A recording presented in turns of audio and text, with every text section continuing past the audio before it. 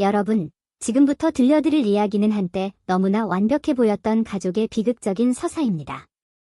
마치 동화처럼 시작되었던 그들의 삶에 어떻게 어둠이 드리워졌는지, 그리고 그 어둠이 어떻게 모든 것을 집어삼켰는지에 대한 기록이죠. 이곳에는 평범하지만 특별했던 젊은 부부가 있었습니다. 이들은 아직 서로에게 첫사랑이라는 단어가 어색하지 않을 정도로 어린 나이에 만나 뜨겁게 서로에게 빠져들었습니다. 세상의 잣대보다는 오직 서로의 마음만을 따라 결혼을 결심했고 그들의 사랑은 2명의 소중한 아이들로 결실을 맺었습니다. 첫 아이가 태어났을 때의 감격, 둘째 아이의 옹알이에 터져나오던 웃음소리는 그들의 보금자리를 세상에서 가장 따뜻하고 행복한 곳으로 만들기에 충분했습니다. 남편은 성실하게 일했고 아내는 현명하게 가정을 꾸려나갔습니다. 주말이면 아이들과 함께 공원으로 소풍을 가고 저녁 식탁에는 언제나 사랑과 웃음꽃이 피어났습니다. 마치 한 폭의 그림처럼 완벽했던 그들의 일상. 이 행복이 영원할 것이라고 그 누구도 의심하지 않았습니다. 하지만 삶이란 때론 가장 예상치 못한 순간에 가장 사랑하는 사람들을 통해 가장 깊은 상처를 남기곤 합니다. 그들의 행복에도 서서히 그림자가 드리우기 시작했습니다. 아무도 눈치채지 못했던 작은 균열들이 조금씩 그 단단했던 행복의 기반을 흔들고 있었던 것이죠. 그 균열은 다름 아닌 새로운 인연으로부터 시작되었습니다. 아내는 어느 날 자신과 마음이 잘 맞는 새로운 친구를 사귀게 됩니다. 처음에는 그저 소소한 일상을 공유하는 즐거운 만남이었죠. 그 친구는 유머러스하고 부침성 좋은 성격을 가지고 있었고 아내의 삶에 신선한 활력을 불어넣어 주었습니다. 자연스럽게 두 사람은 더욱 가까워졌고 아내는 자신의 행복한 가정을 친구에게 소개하고 싶다는 순수한 마음에 두 가족이 함께 모이는 자리를 주선했습니다. 함께 저녁 식사를 하고 아이들을 데리고 근교로 나들이를 가기도 했습니다. 처음에는 모든 것이 순조로워 보였습니다. 아이들은 또래 친구들과 잘 어울렸고 남편들끼리도 남자들만의 대화를 나누며 서서히 친목을 다져가는 듯했습니다. 특히 아내의 남편과 친구의 남편은 겉보기에도 성격이 잘 맞았고 서로의 직업이나 취미에 대한 이야기를 나누며 금세 가까워졌습니다. 아내는 이 모든 상황에 만족했습니다. 가족끼리 친하게 지내는 모습이 너무나 보기 좋았고 친구와 더욱 깊은 유대감을 형성할 수 있을 것이라 기대했습니다. 하지만 시간이 흐를수록 어딘가 미묘한 변화가 감지되기 시작했습니다. 처음에는 의식하지 못했지만 친구의 남편이 아내에게 보내는 시선이 점차 길어지고 어깨를 스치거나 손이 닿는 작은 접촉들이 잦아지는 듯한 느낌을 받게 되었습니다. 물론 그때까지는 그저 친근함의 표현이라고 생각하며 대수롭지 않게 넘겼습니다. 어차피 모두가 함께하는 자리인데 설마 하는 아니란 생각이었습니다. 하지만 바로 이 작은 균열이 결국 그들의 행복한 가정을 송두리째 무너뜨릴 거대한 파국의 서막이 될 줄은 그 누구도 상상조차 하지 못했습니다. 불행은 아내의 친구가 임신을 하면서부터 더욱 구체적인 형태로 모습을 드러내기 시작했습니다. 임신 초기, 아내의 친구는 입덧이 심해지면서 술을 전혀 마실 수 없게 되었습니다. 자연스럽게 두 커플의 모임에서 친구의 남편은 혼자 술을 마시게 되는 경우가 잦아졌고 아내의 남편은 친구의 남편을 배려하며 일찍 귀가하거나 술을 자제했습니다. 하지만 친구의 남편은 점점 심심함을 넘어선 외로움을 느끼기 시작했습니다. 아내의 배는 점점 불러왔지만 그는 여전히 뜨거운 밤과 자유로운 일탈을 갈망하는 젊은 남자였습니다. 그런 그에게 아내는 매력적인 존재로 다가왔습니다. 친구의 아내라는 금기된 관계 속에서 피어나는 은밀한 긴장감은 그를 더욱 자극했습니다. 그러던 어느 날 저녁, 아내와 친구의 남편은 예기치 않게 단둘이 술자리를 갖게 되었습니다. 공식적인 모임이 아닌 우연한 기회에 둘만 남게 된 것이었습니다. 처음에는 그저 가벼운 대화로 시작되었습니다. 서로의 배우자에 대한 이야기, 아이들에 대한 이야기, 그리고 일상생활의 소소한 불만들을 털어놓으며 깊은 공감대를 형성했습니다. 술기운이 오르고 분위기가 무르익으면서 그들의 대화는 점차 개인적인 감정으로 흘러갔습니다. 요즘 아내가 임신해서 외롭다. 남편이 너무 바빠서 서운하다와 같은 솔직한 이야기들이 오고 갔습니다. 서로의 외로움과 갈증을 이해하고 위로해주면서 그들의 경계심은 점차 허물어졌습니다. 자정 가까운 시각, 술집 문을 나선 두 사람의 발걸음은 왠지 모르게 망설이는 듯했습니다. 하지만 그 망설임은 오래가지 못했습니다. 그들은 서로의 눈빛 속에서 이미 위험한 동의를 읽었고 결국 충격적이게도 근처의 모텔로 발걸음을 옮겼습니다. 그날 밤 그들은 단지 술자리에 머무르지 않았습니다. 친구의 남편과 자신의 남편이 아닌 다른 남자와 이 두 가지 금기를 동시에 깨뜨리며 그들은 뜨거운 하룻밤을 보냈습니다. 죄책감과 동시에 느껴지는 알 수 없는 쾌락이 그들을 지배했습니다. 이 한 번의 일탈은 모든 것을 되돌릴 수 없는 파국의 시작이었습니다. 성스러운 부부의 맹세, 친구와의 우정, 그리고 행복했던 가정의 소중한 가치들이 그 밤의 욕망 앞에서 무참히 무너져 내린 순간이었습니다. 두 사람의 뜨거운 밤이 있은 지 며칠 후 두 가족은 아무 일 없었다는 듯 함께 즐거운 여행을 떠났습니다. 마치 지난 밤의 일은 꿈속에서 일어난 일인 양, 그들은 완벽하게 위선의 가면을 쓰고 있었습니다. 바닷가에서 아이들과 함께 뛰어놀고 맛있는 음식을 함께 나누며 기념사진을 찍는 모습은 영락없이 행복한 두 가족의 모습이었습니다. 하지만 그 여행은 적어도 아내와 친구의 남편에게는 즐겁지만은 않은 여행이었습니다. 겉으로는 웃고 떠들었지만 그들 사이에는 말로 표현할 수 없는 미묘한 긴장감과 불편함이 흘렀습니다. 서로의 눈을 마주칠 때마다 지난 밤의 기억이 떠올랐고 다른 사람들의 시선이 자신들을 향하는 것은 아닌지 끊임없이 불안해했습니다. 특히 아내는 남편의 눈치를 살피며 평소보다 과하게 밝게 행동하거나 반대로 과묵해지는 등 부자연스러운 모습을 보였습니다. 남편은 아내의 이런 미묘한 변화를 감지하기 시작했습니다.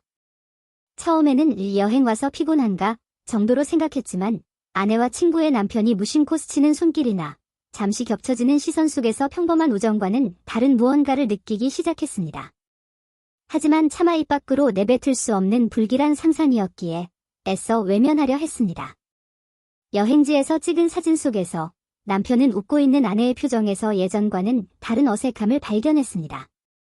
친구의 남편 역시 마찬가지였습니다. 웃고 있지만 눈빛은 어딘가 불안해 보였고 아내와 함께 있을 때의 미묘한 기류는 남편의 마음속에 강렬한 의심의 씨앗을 뿌렸습니다. 그 씨앗은 여행 내내 남편의 마음속에서 자라났고 집으로 돌아오는 길 내내 그의 머릿속을 떠나지 않았습니다. 사랑하는 아내에 대한 믿음과 눈앞에서 보았던 불안한 그림자 사이에서 남편은 고통스러운 갈등을 겪었습니다. 그리고 결국 그 의심은 끔찍한 진실로 남편에게 다가오게 됩니다. 여행에서 돌아온 후 남편은 더 이상 의심을 외면할 수 없었습니다. 아내의 행동 하나하나가 예전과 달라 보였고 친구의 남편과 관련된 모든 것이 남편의 신경을 긁었습니다. 결국 남편은 충격적인 사실을 알게 됩니다.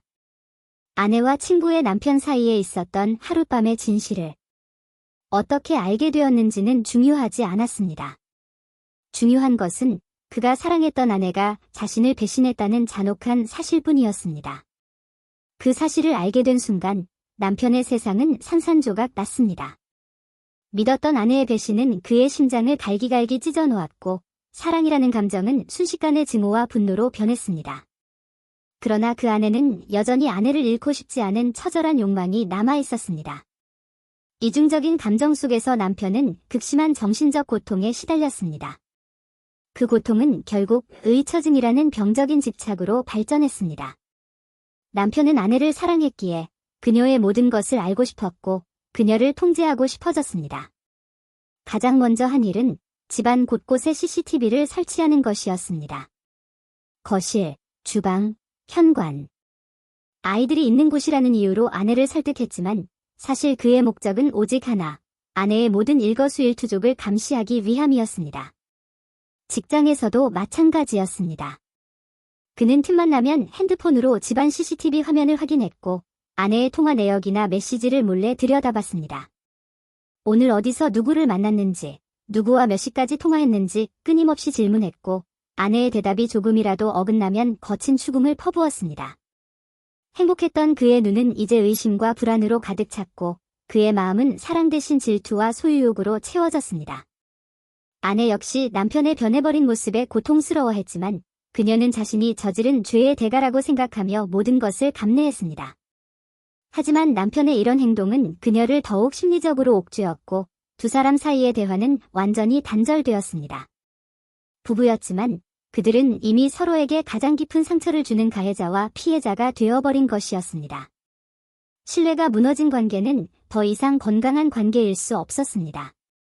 그들의 집은 더 이상 사랑이 넘치던 보금자리가 아닌 감시와 의심이 가득한 거대한 감옥이 되어버렸습니다. 남편의 의처증이 극에 달했지만 불륜을 저지른 두 사람의 행동은 더욱 대담해졌습니다. 아니, 대담함을 넘어선 뻔뻔함의 극치였습니다. 그들은 남편의 감시와 불안을 비웃기라도 하듯 그들만의 은밀한 사랑을 더욱 노골적으로 표현하기 시작했습니다. 커플티, 커플모자, 그리고 심지어 커플링까지 맞춰 착용하며 마치 공식적인 연인이라도 되는 양 행동했습니다. 몰래 만나는 순간마다 그 증거들을 과시했고 그들만의 은밀한 미래를 즐기며 죄책감마저도 희미해져가는 듯했습니다. 그들의 대담함은 남편의 존재를 아예 무시하는 수준에 이르렀습니다. 그리고 결국 불륜남의 행동은 도를 넘어서고 말았습니다. 그는 어느 날 저녁 아내의 집으로 찾아왔습니다. 사랑하는 아내와 아이들이 있는 남편의 집으로. 그는 현관문 앞에서 큰 소리로 아내를 불러내며 당장 이혼하고 자기와 지내자고 주장했습니다. 마치 아내가 자신의 소유물이라도 되는 양 뻔뻔하고 당당하게 외쳤습니다. 이 상황을 직접 목격한 남편은 충격과 분노에 휩싸였습니다. 자신의 집 앞에서 자신의 아내에게 이혼을 요구하는 다른 남자라니. 그는 불륜남에게 달려가 멱살을 잡고 무슨 자신감으로 이러느냐고 물었습니다. 남편의 목소리는 분노로 떨렸고 눈빛은 살기가 돌았습니다. 하지만 불륜남의 대답은 남편을 더욱 기가 차게 만들었습니다. 그는 남편의 손을 뿌리치며 떳떳하게, 아니, 적반하장격으로 외쳤습니다. 내 여자친구니까.